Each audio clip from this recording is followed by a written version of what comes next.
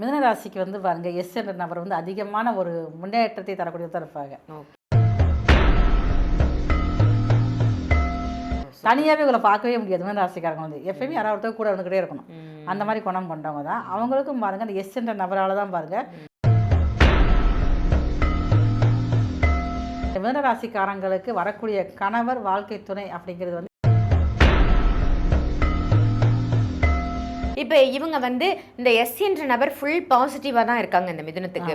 In case ஏதாவது ஒரு சந்தர்ப்ப சூழ்நிலையில் ஒரு நெகட்டிவிட்டி வருது அப்படின்னா அதுலேருந்து இவங்க எப்படி விலகி இருக்கிறது, என்ன வழிபாடு பண்ணலாம்?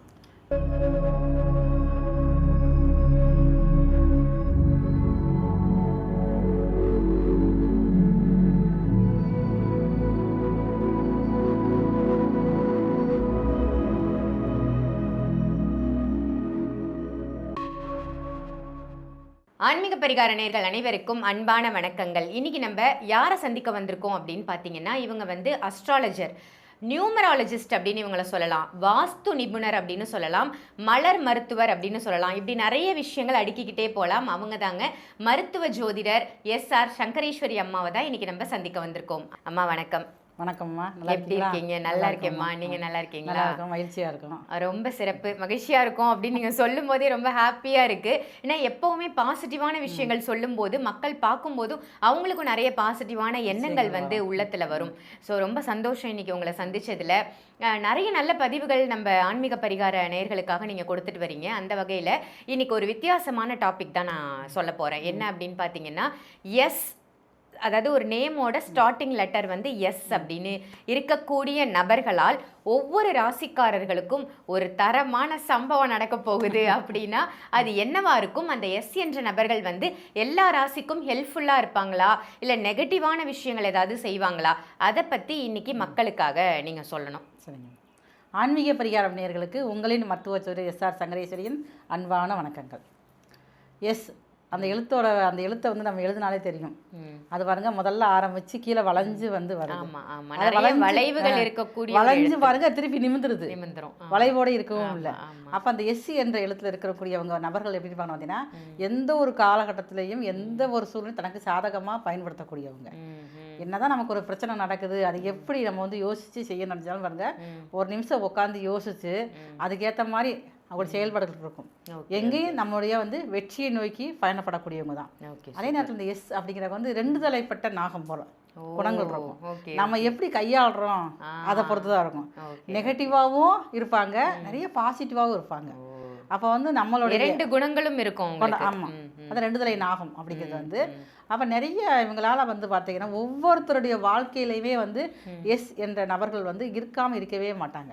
முக்கியமான காலகட்டத்திலே ஆகட்டும், இல்லை எப்பயாவது ஒரு நேரத்தில் ஒரு வாழ்க்கைக்கு அடுத்த இடத்துக்கு போனால் அந்த எஸ் என்ற நபர் வந்து கண்டிப்பாக நம்ம முறையில் இருப்பாங்க நம்ம லைஃப்ல. ஒவ்வொரு ராசிக்கும் ஏதோ ஒரு சூழ்நிலையில ஏதோ ஒரு காலகட்டத்தில் இருப்பாங்க. ஏன்னா எஸ் அப்படிங்கிறது வந்து நியூமராலஜி படி பார்க்குறப்ப வந்து 3ஆம் நம்பரை குறிக்கும்.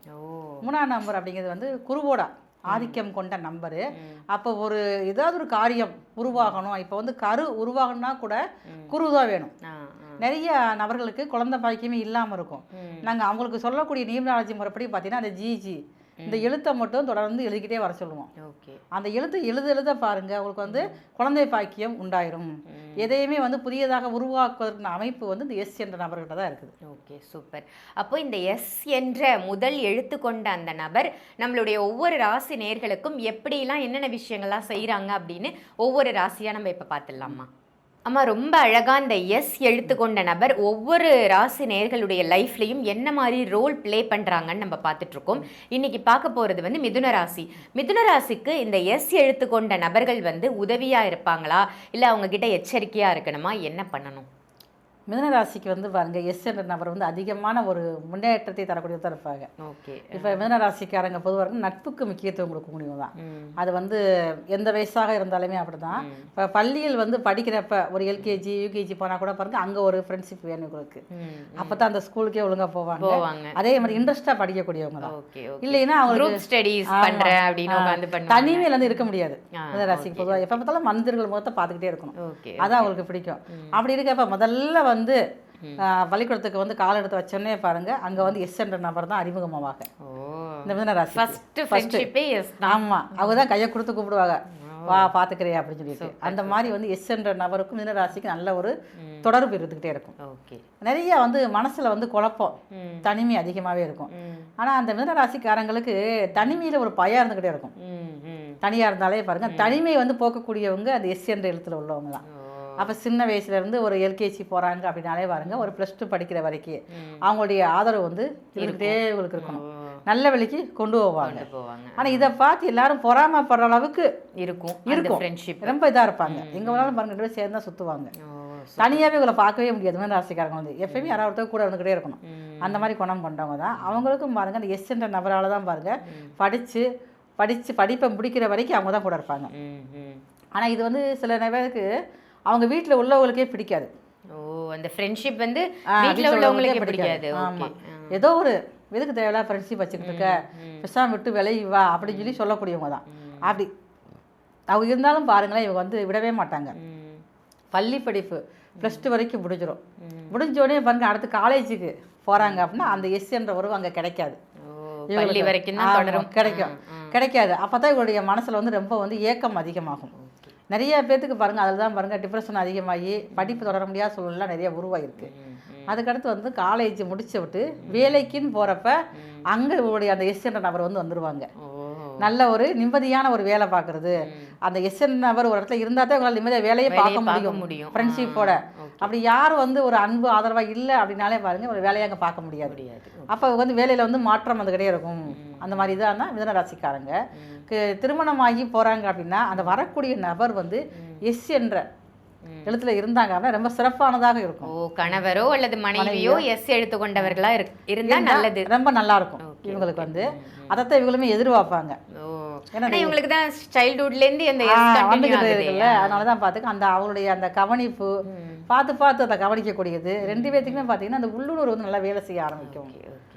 இவங்க பேருமே வந்து எஸ்ல இருந்தாலும் ரொம்ப சிறப்பாக இருக்கும். ஓகே, 2 பேரும் ஸ்டார்டிங் லெட்டர் எஸ்ன்னா ரொம்ப நல்லா இருக்கும். அதனால தான் பாருங்க பேர் பொருத்தம்லாம் பார்க்குறப்ப ரொம்ப இதாக கவனமாக பார்ப்பாங்க, ஆப்போசிட்டாக பார்க்க மாட்டாங்க. அப்போ வந்து எஸ் என்ற பேரில் 2 பேத்துக்கு வந்து ரொம்ப நல்லாயிருக்கும். இந்த மிதுன ராசிக்காரங்களுக்கு வரக்கூடிய கணவர் வாழ்க்கை துணை அப்படிங்கிறது வந்து எஸ் என்ற பேரில் வந்துச்சுன்னா அவங்களுடைய வாழ்க்கையும் கடைசி வரைக்கும் நல்ல நிம்மதியாக சந்தோஷமாக இருக்க முடியும். ஓகே. ஏன்னா இந்த லெட்டர்ஸ் நம்ம மெயினாக எதுக்கு பார்க்குறோம் அப்படின்னா, ஒரு சில பேருக்கு ஜாதகம் இருக்கலாம், ஜாதகம் இல்லாமலும் இருக்கலாம். இப்போ நீங்கள் சொன்ன மாதிரி இவங்க பேர் எஸ்ல இருக்கா, இல்லை வரப்போகிற கணவருடைய பெயரோ அல்லது மனைவியோட பெயரின் முதல் எழுத்து என்ன, பெயரில் உள்ள எழுத்துக்கள் என்ன, இதை வச்சு கூட நம்ம பெயர் பொருத்தம் அப்படின்றது பார்த்து கூட திருமணம் பண்ணி வைப்பாங்க. சூப்பர். எஸ் என்ற நபரால் மிதுன ராசிக்கு என்னென்ன மாதிரி விஷயங்கள்லாம் நடக்கும் அப்படின்னு சொன்னீங்க. இப்போ இவங்க வந்து இந்த எஸ் என்ற நபர் ஃபுல் பாசிட்டிவாக தான் இருக்காங்க இந்த மிதுனத்துக்கு. இன்கேஸ் ஏதாவது ஒரு சந்தர்ப்ப சூழ்நிலையில் ஒரு நெகட்டிவிட்டி வருது அப்படின்னா அதுலேருந்து இவங்க எப்படி விலகி இருக்கிறது, என்ன வழிபாடு பண்ணலாம்?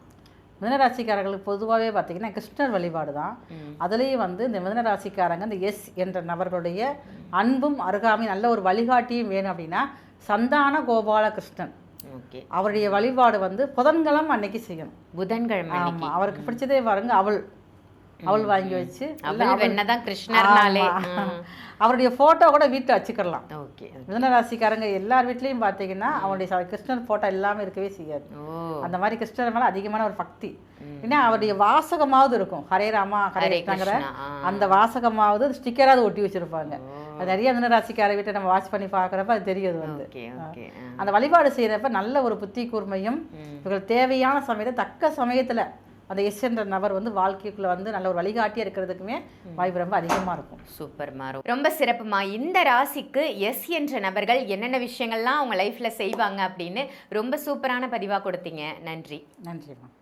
இந்த பதிவு உங்கள் எல்லாருக்கும் பயனுள்ள பதிவாக அமைஞ்சிருக்கும் அப்படின்னு நினைக்கிறேன். கண்டிப்பாக நம்மளுடைய ஆன்மீக பரிகாரம் இந்த சேனலை சப்ஸ்கிரைப் பண்ணிக்கோங்க. அதே மாதிரி உங்களுக்கு நியூமராலஜி ரிலேட்டடாக ஏதாவது சந்தேகம் இருக்குது, அது ரீதியாக கன்சல்டேஷன் வேணும்னாலும் சரி, இல்லை மலர் மருத்துவம் ஏதாவது எடுக்கணும்னாலும் சரி, இல்லை அஸ்ட்ராலஜி ரிலேட்டடாக உங்களுக்கு ஜாதகம் பார்க்கணும், ஜாதகத்தில் இருக்கக்கூடிய பிரச்சனைகளை நீங்கள் தீர்த்துக்கணும் அப்படின்னாலும் சரி, நம்மளுடைய சங்கரேஸ்வரி அம்மாவை நேர்லையும் நீங்கள் கன்சல்டேஷனுக்கு சந்திக்கலாம்.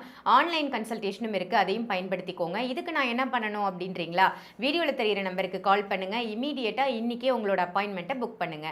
இதே மாதிரி வேற ஒரு நல்ல நிகழ்ச்சியில உங்க எல்லாரையும் சந்திக்கின்றேன். நன்றி, வணக்கம்.